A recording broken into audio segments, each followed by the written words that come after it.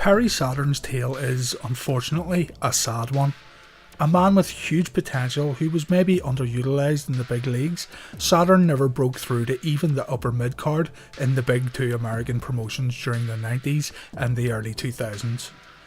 It certainly wasn't due to his lack of skill. Perry Saturn could go. There is a whole lot of talk in the wrestling industry about the it factor, and this is maybe what Saturn was lacking. These days, Saturn is in a really bad way.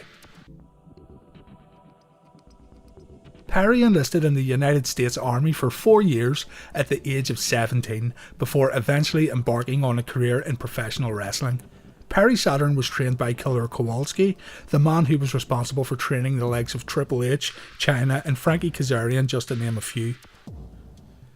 A year into his career, Saturn made his debut for the USWA, owned and operated by Jerry Jarrett. Saturn also wrestled in Killer Kowalski's International Wrestling Federation as the Iron Horseman. During his time working in Massachusetts, Perry met John Kronus, who also trained at the Kowalski School. The pair formed the Eliminators tag team and went on to win the USWA tag team titles, only to lose them afterwards to PG-13. The Eliminators were noticed by Paul Heyman and brought into ECW in 1995. The combination of Saturn and Kronus fitted into ECW well. Both competitors looked intimidating, yet they were very agile for their size. So impressed was Paul Heyman by the Eliminators and their work that he opted not to only keep the Eliminators employed, but also to build his whole tag team division around them. The combination of Perry's technical wrestling and Kronus' high flying would earn them 3 reigns as ECW Tag Team Champions. Of note was the Eliminators' work against the Gangstas and the Pitbulls. The Eliminators would also be featured in the very first match on ECW's very first pay-per-view as the team faced off against the Dudley Boys at ECW Barely Legal. Saturn's technical brilliance would eventually earn him a spot as one of ECW's trainers, highlighting how much of a talented yet respected worker he was during this time.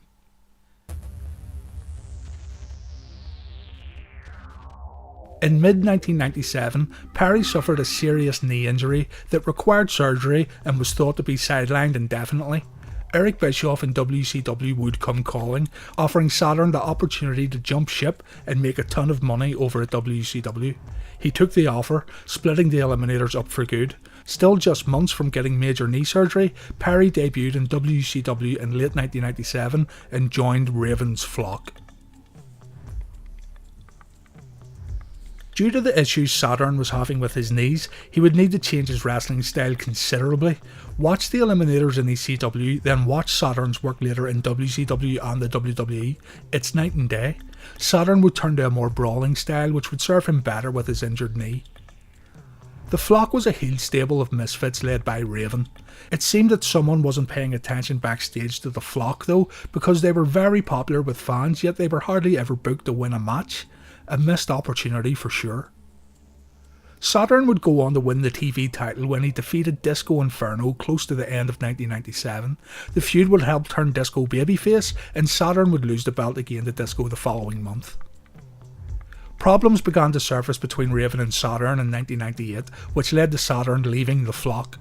The remaining members of the flock felt stuck with Raven, as they also wanted to leave the flock, but Raven wouldn't let them. Saturn would challenge Raven to a match at Fall Brawl that year. If Saturn won, the flock would be freed, but if Raven won, Saturn would become his slave.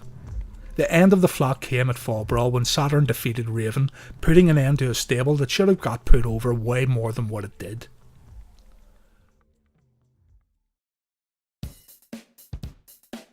Down the road, Saturn would face Chris Jericho in a loser wears a dress match. Saturn lost and had to sport a dress. He ran with this though. Something that should have been demeaning actually showed that Saturn was capable of character development even in the worst circumstances. Saturn became a disturbed and eccentric character during the time that he wore the dress. It's actually a fondly remembered part of Perry's career. Perry became unsatisfied with WCW, citing that the politics hindered his progress within the company. He wasn't the only one either, as Dean Malenko, Shane Douglas, Eddie Guerrero and Chris Benoit felt the same way. WCW management thought that Saturn was struggling to get over with fans, so he opted to seek his fortunes elsewhere in the WWF. Benoit, Guerrero, Saturn and Malenko, dubbed the Radicalz, debuted in the WWF on January 31st, 2000. During the year, Saturn would find himself competing in the hardcore division and also challenging for the European title. His efforts would see him become a 2-time hardcore champion and a 1-time European champion in the WWF. Saturn became the Radical that was left behind in a way. Chris Benoit and Eddie Guerrero would find a fair amount of single success, while Malenko was getting ready for retirement. Saturn and Malenko did compete together as a tag team, but again, they found little success. During a bout taped for WWF's show Metal, Saturn wrestled Mike Bell, who accidentally botched an arm drag, landing Saturn on his head. Saturn was furious and began to legitimately punch Bell before throwing him outside the ring, where Mike Bell then landed on his head. As possibly a punishment for his actions, Saturn was given a gimmick change. After receiving blows to the head in matches against the Acolytes and Raven, Saturn began acting really strange and speaking nonsensically, allegedly as the result of a concussion. He would eventually fall in love with Moppy, a mop which he believed was alive. Again, just like being put in a dress, this would be an obstacle for some, but Perry used it to add to his eccentric character on TV. It ended up being another memorable time in Saturn's career.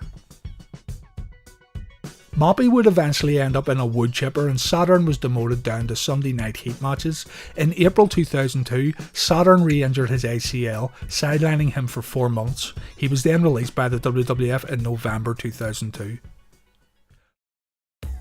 From March to June 2003, Saturn worked in TNA where he would team up with other ECW veterans such as Justin Credible, The Sandman and New Jack.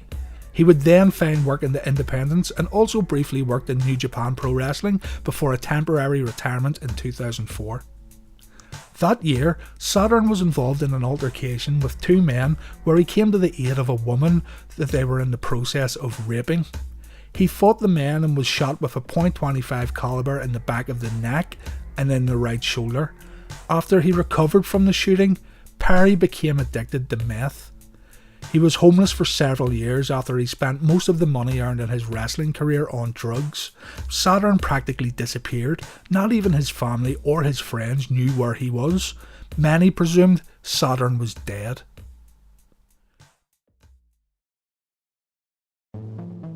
Perry Saturn achieved sobriety and made efforts to turn his life around, which he detailed in his You Shoot interview in 2010. Saturn spoke very candidly about his drug use and the effect that it had on his life.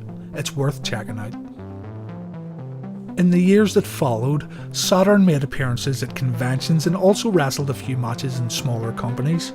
During an interview with Bill Apter in September 2016, Perry revealed that he was dealing with a traumatic brain injury that is limiting his abilities. Unfortunately, Perry's health has deteriorated drastically in recent years. He started a GoFundMe page to help him with his medical bills as he is now showing signs of dementia. The GoFundMe page also noted that Saturn suffers from almost constant headaches, light sensitivity, brain fog, and the inability to drive or work. The campaign ended with over 40 grand raised to help Perry, but it seems like this hasn't been enough. Other campaigns from fans have popped up that continue to raise funds for Perry Saturn. His situation has gotten so bad that he now lives in fear of being homeless again. Some have criticised Saturn for starting these campaigns, stating that Perry made his own decisions throughout life and, at one point, Saturn made more money than what most of us would ever dream of, especially during his time in WCW. This is for you to decide and you can make your own mind up about that.